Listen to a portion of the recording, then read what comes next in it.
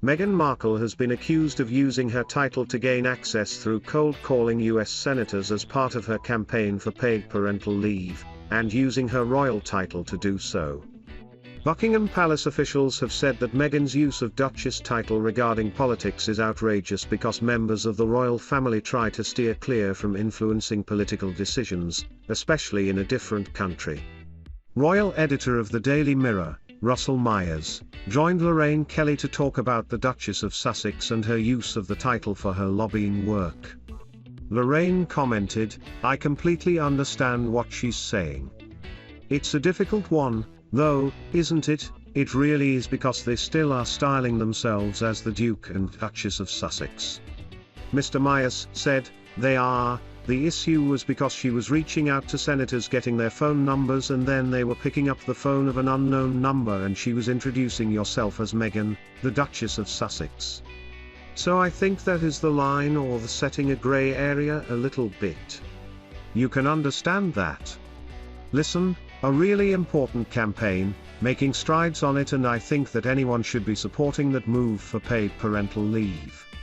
Lorraine suggested the Duke and Duchess of Sussex, however, may reach a tipping point where they may need to give up their titles in the future. The Queen awarded Prince Harry and Meghan Markle their titles as Duke and Duchess of Sussex in honor of their wedding in May 2018. They were also given the titles of Earl of Dumbarton and Baron Kilkeel, making Meghan the Countess of Dumbarton and Baroness Kilkeel. Meghan has been the first Duchess of Sussex in history, as the royal title has never been used before. Given the circumstances of how they were awarded their titles, it would be a difficult process to be stripped of them by the Queen. Dr. Bob Morris, a senior research fellow at the Constitution Unit, told The Independent that the removal of Harry and Meghan TMS titles would require an Act of Parliament. Queen's awkward apology after foreign dignitary left stunned by breaking wind. Meghan Markle could use royal family connection to secure enormous commercial deals.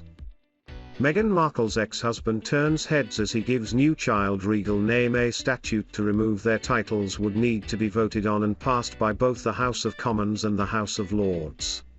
Unnamed senior figures of the palace told Evening Standard that there is no appetite to strip either Meghan or Harry of their titles. The position on titles has been discussed by all parties months ago and remains the same. Duke of Sussex has progressively been stripped of his royal titles and roles since he and Meghan Markle stepped back as senior royals last January. These included several honorary military roles such as Captain General of the Royal Marines and Commodore-in-Chief, small ships and diving in the Royal Navy. Now, in the latest blow to the Afghan veteran TMS standing within the firm, he could lose another role to Lady Louise after she turned 18 yesterday. Until turning an adult, the teenager has kept a largely private role. But she must now decide whether she wants to continue this or begin taking up increasing amounts of public duties as a member of the royal family. Lady Louise, who has been dubbed the Royal Family TMS secret weapon after charming viewers during a documentary on Prince Philip TMS life, has yet to publicly announce her decision. But should she decide to follow in the footsteps of her grandmother the Queen, she would likely be offered the role of Counselor of State. This is understood to be one of the last remaining duties that Harry, 37, will be stripped of. Therefore, Lady Louise could be only days away from replacing her older cousin in the role. This would allow her to stand in for the Queen should the monarch not be able to attend a public engagement. The daughter of Prince Edward and Sophie is 16th in line to the throne. An insider has said that regardless of her decision, the teenager is likely to continue studying for her A-levels before going on to university. This would limit the number of engagements she would be able to undertake. But with the royal family short of working members after losing the Duke and Duchess of Sussex followed by Prince Andrew, she would be a welcome addition. The Queen is reportedly knackered and has been told by doctors to carry out light duties after she covered 19 occasions in October. Speaking to the Sunday Times last year, Sophie Wessex explained how she and her husband Prince Andrew have tried to give Louise a normal upbringing. She said, "She TMS working hard and will do A-levels. I hope she goes to university. I wouldn't TMT force her, but if she wants to. She TMS quite clever. We try to bring them up with the understanding that they are very likely to have to work for a living. Hence we made the decision not to use HRH titles. They have them and can decide to use them from 18, but it TMS highly unlikely. Meghan Markle and Prince Harry have hit the headlines recently for their involvement in different political matters. Last month the Duchess of Sussex wrote an open letter to Congress, advocating for paid family leave in the US. They also wrote a letter for COP26, asking world leaders to take action in ending the pandemic during this window of opportunity. Neil Sean spoke about the snub on his YouTube channel. He said, "As you know, they were not invited because it was just senior royals of the British royal family. That didn't stop the twosome deciding that they could have an input." He added, according to a source, Harry and Meghan allegedly offered to send a video. Any chance to get on Zoom and they're there. It's interesting because they wanted to offer not necessarily a political statement, but their good wishes to people attending. Can't knock them for that, they had good intentions. Mr. Neil said, apparently the organizers for COP26 were very keen, but it was very early stages so it wasn't quite broached with HRH Prince Charles or Prince William. This is where it all went wrong. The bigger problem for Harry and Meghan was that once Her Majesty decided to pull out, then the next stage was to record her own personal tribute. What a speech it was, I thought it was terrific. Once the Queen offered to send a video, all of the bets were off. This is the problem Harry and Meghan have going forward, the other senior royals have the seniority. COP26 organizers were very thankful at the fact Meghan and Harry offered to do a video. The couple have since made a statement vowing to become carbon neutral by 2030. Hard for him. Prince Harry to have found COP26 speech snub genuinely hurtful. Camilla's ginormous 5-strand necklace worth $8 million shows richness. A look at Queen's $66 million necklace, most expensive piece of royal jewelry in world, they claimed, as global leaders convene for COP26 to commit to solutions for our climate crisis. All of us at Archewell, led by the Duke and Duchess of Sussex, share our pledge towards a more sustainable future by becoming net zero by 2030.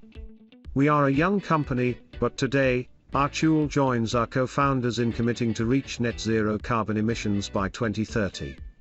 Achieving net zero carbon emissions means making a series of choices over time to make that footprint as small as possible while compensating for any remaining emissions through high-quality carbon removal projects. They have recently been slammed for their frequent use of private jets. Lilibet Diana is the 5-month-old daughter of Prince Harry and Meghan Markle, with speculation having surrounded her christening since her birth in June. Questions over whether it will happen in the US, the UK, or even at all, have surfaced in recent months. Some reports suggest that the Duke and Duchess of Sussex are keen for Lilibet to be christened in the UK, but the coronavirus pandemic has made international travel more difficult. But the UK is now opening up to foreign travel, with the rest of the world closely following. Lilibet's brother, Archie, was born in May 2019 and christened at Windsor Chapel just 2 months later. An intimate ceremony, the Archbishop of Canterbury baptized the young royal in front of a small group of friends and family. He followed a long line of members of the royal family, who have been christened, with Paul Bayes, the Bishop of Liverpool, noting that the firm has always set an example in regards to the ceremony. Christenings have an added element of significance given the Queen's position as head of the Church of England. Because of this, Bishop Bayes told Express.co.uk that, despite the uncertainty, the Queen would be rejoicing and hoping that Lilibet is christened. When asked if he believed it would be important for the monarch to be present during Lilibet's christening, he said, "For me, as a Christian, the main thing is the act of the christening itself. If things go wrong at a birth and it looks as though the baby isn't going to live that long, the hospital chaplain would come, only on request, and baptize the baby before it passes away. In that case, You of course don't wait around for the family to come, you do it as fast as you can. I think this underlines what the main thing is about this.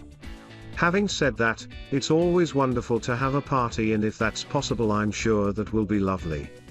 But with a lot of families, including the royal family, widely spread across the country and world, it's sometimes not possible. I'm sure wherever Lilibet is christened, the Queen and all members of the family will be rejoicing and hoping for that blessing. While a person can be christened at any age, the ceremony can only happen once.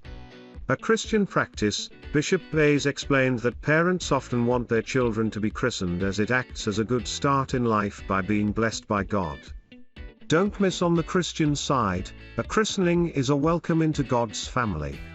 Bishop Bayes said, it gives an opportunity for families to feel that they're asking God's protection and blessing for their child. And, it gives a chance for the church to say that we believe God loves everybody and that God comes to meet us even before we're old enough to realize what's going on. Among members of the royal family, christenings have been very public affairs. Over the years, it has been customary to see pictures of the firm gathering together for the ceremony. Since 1841, the baptism of Queen Victoria's daughter Princess Victoria, royal babies have all worn the same trailing royal christening gown designed by Janet Sutherland, or at least a replica of it. In 2004, the Queen commissioned Angela Kelly, her dressmaker, to create an exact copy of the original outfit. This was then worn by James, Viscount Severn, at his christening in 2008. The gown or its replica has been worn by 62 royal babies including Queen Elizabeth II, according to the Royal Collection Trust. Meghan and Harry broke with tradition for Archie's christening, the ceremony undertaken in a private and close-knit setting.